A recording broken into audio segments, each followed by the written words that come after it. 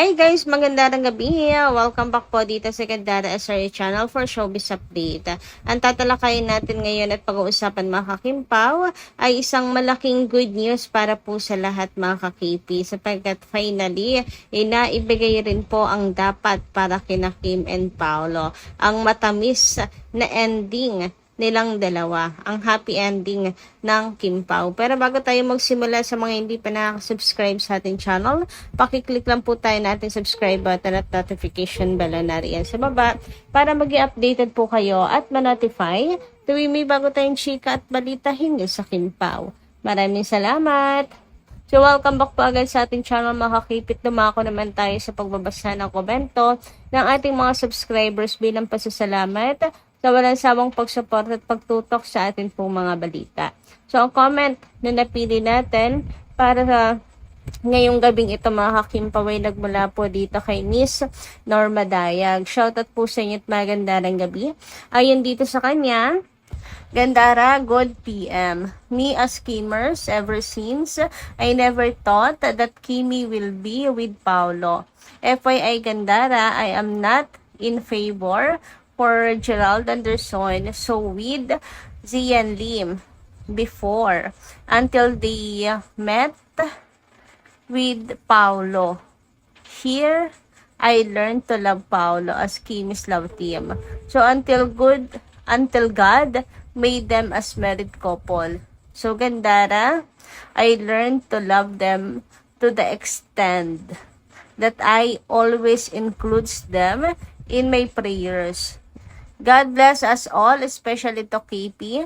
So with you, Gandara and family. Nako, maraming salamat naman po, Miss Norma Dayag, sa pag-include po sa akin at sa aking pamilya. And tungkol nga po dito sa dalawang exes ni Kimi, ayan, bakit hindi nyo nagustuhan? Actually, walang halong biro mga kakipi. Okay naman before talaga. Nung hindi pa nila niloloko si Chinita Princess, okay naman mga kakipi. Itong si Gerald, okay naman yung chemistry nila ni Kim. Marami talaga nagmahal sa kanilang dalawa. Not until, di ba, yung mga pagsiselos ni Kimi na may basihan naman mga kakimpaw. So doon na po unti-unting nakikita yung pagka-red flag nitong si Gerald. Na doon na unti-unting tumabang talaga ang mga fans sa kanya. Kasi nga, sinasaktan niya si Kim Chiu. Hindi naman po magdududa si Kim at magkakaukaw, di ba, ng kanyang point kung wala siyang pinapakita at pinaparamdam kay Kim na something off. And about naman kay Sian, hindi siya feel ng mga fans na parang hindi sila bagay ni Kimi, ganon. Pero ang tahimik lang din kasi mga kakimpaw. Tapos biglang boom, biglang ganyan. Ang tagal ng relationship nila tapos nagkahiwalay. Pero bakit ba natin pinag-uusapan to ngayon mga kakimpaw, no? Wala naman actually sa tagal yan mga kakipi. Nasa intention kasi talaga yan. Kung talagang siya na yung nakikita mo sa habang buhay. Si Paolo Avellino, kahit meron na pong iba si Kimi before, di ba? Si Kim talaga yung nakikita niya na gusto niya sa habang buhay. At kita niyo naman ang fate, di ba? Pinagtagpo pa rin po sila ng tadhana. Samantala, speaking of Paolo Avellino, sabi po dito, maraming trabaho si Pao outside showbiz, kaya yan hindi mo mahahagilap. Low-key lang talaga. Napaka-tahimik kasi talaga ni Paolo Avellino. Grabe yung pagka-low-key, grabe yung pagka-humble, grabe yung pagka-private person. Kaya yan hindi mo talaga mahagilap as in mga kakimpaw. Sabi dito, I agree. Low-key and silent type si Paolo Avellino. That is why many assume he is not doing much of kamehehe. So, ayun lang. Akala ng iba, puro lang talaga laro ni Paolo Avellino. Pero actually, marami talaga siyang ginagawa mga kakimpaw. Business at marami pang iba mga kakiti. mga bagay na hindi po natin alam, mga kakimpaw, pero marami siyang inaasikaso, marami po siyang ginagawa. Yan talaga yung pagkatao ni Paolo, no? Silent, so low-key, so private. Hindi rin siya pala social media actually. Grabe yung pagiging man of a few words si Paolo. Actually, dinadala din niya sa social media. Mag-post man siya, minsan wala pang caption. 'Di ba? Kaya nga po kapag may post si Pao na medyo mahaba-haba mga kakipi, may mga pa-emoji pa na parang sinipag pa mag-emoji ay iniisip na ng mga fans parang hindi yan si Paolo Avellino, parang si Kim Chiu na yung nag-post.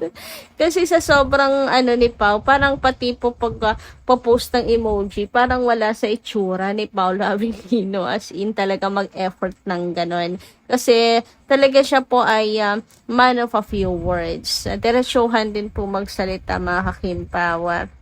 And even po sa mga interview, isang tanong, isang sagot lang din talaga si Pao, as in. Kung hindi mo tatanong, hindi rin po magsasalita, mga kakimpaw talaga eh. Pero dyan naman po suwak ang Kimpaw. Isang nonchalant at isang OA. Super vibes na vibes mga kakimpaw. Samantala, dumako naman po tayo ngayon dito sa mga chika na pagbubuntis ni Chinita Princess at mga kasal, live-in and all. Lahat na mga kakipi, malamang nga daw po hindi po si Kim makapaniwala sa mga ganitong chika na kumakalat tungkol sa kanya. Sure si Kimi shock na shock, hindi makapaniwala kasi ang kanyang mga fans umabot na sa ganung punto na paghihinalaan po siyang nagdadalang tao mga kakimpaw, nakasal and all. So, ika naman ni Kim, gano'n na ba talaga kalaki yung tummy ko? Hay nako, for sure, mag-workout ng todo. Si Chinita Princess yan kung hindi totoo. Matatawa na magugulat at the same time dahil ika naman ni Kim, parang kailangan ko na talaga mag-workout. Kasi napapansin na yung tummy niya. Kung hindi siya buntis talaga, mga kakipi. And kung buntis naman, hindi pa rin niya makakapaniwala si Kim for sure dahil sabi nga mga kakimpaw, napakatalino ng Kim Pao Lanchas, as in. Buti nga ngayon, tahitahimik ng issue mga kakimpaw. Nabibisi na po ata sa pagvovote ang Kim Pao Lanchas ngayon.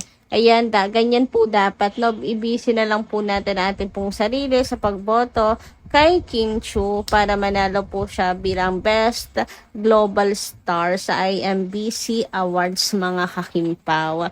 Para silang dalawa ni Paolo, same na mayroon pong international award this year. Sobrang na-excite na ako kasi pag nanalo si Kim, Paolo kukuha ng awards sa Seoul International Drama Awards. Tapos meron pa silang movie sa MMFF. Ay bongga talaga. Inaangkin ng Kim Pao ang taon na to. Samantala, dumako naman po tayo sa naging ending ng The Alibay na ngayon ay ito po muna ang pinag-uusapan at pinagkakaabalahan ng Kim Pao Lanchas. So, narito nga po ang ilang usapan mga kakipi hinggil dito. Sobrang tuwan-tuwa sila dahil finally, naibigay din po ang happy ending na deserve ng Kim Pao. Sabi nga dito, thank you at Dreamscape PH for giving Winstel the happy ending they deserve. Hashtag The Alibay will forever hold a special place in my heart. Kim Pao, The Alibay finale.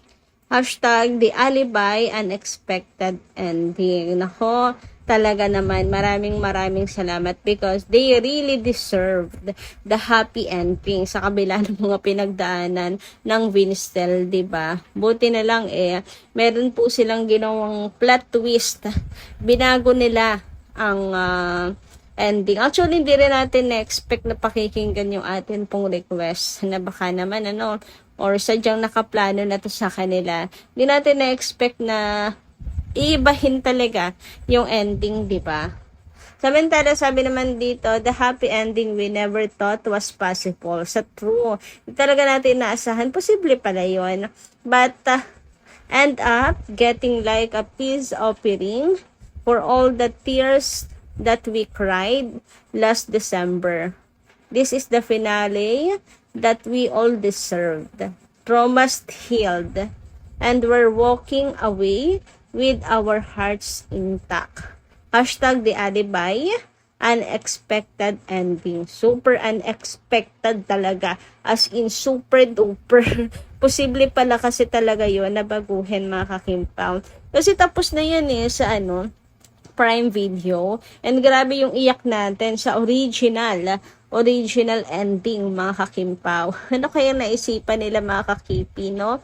Sadyang mahal lang siguro talaga nila ang Kimpaw Lanchas at nag-back up po sila ng another ending para naman sa free TV version. Samantala, sabi pa dito, the ending they always deserve, from an alibi to a lifetime. The talent, the visuals, the direction, the Alibay really gave us everything. Kim Chiu and Paula Avellino didn't just act.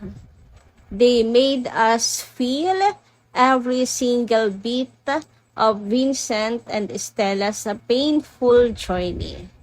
Super proud of how they gave these characters so much heart and maturity. Huge applause to the cast, directors, and crew as well. Every shot looked like a movie frame. And the moody cinematic lighting and the romantic moments feel so intense and real. Seeing Vincent and Stella finally smile in the light was the best closure ever. Thank you for a beautiful 93 episodes of this teleserye version. Kimpaw, The Alibay Finale. Hashtag The Alibay Unexpected Ending. So kayo guys, ano inyong masisay tungkol dito? Comment ka lang po dyan sa baba. Hanggang dito lang muna ang ating update. Maraming salamat po sa inyong pakikinigan. Kita kas po muli sa susunod natin, chika. Maraming salamat at ingat po palagi.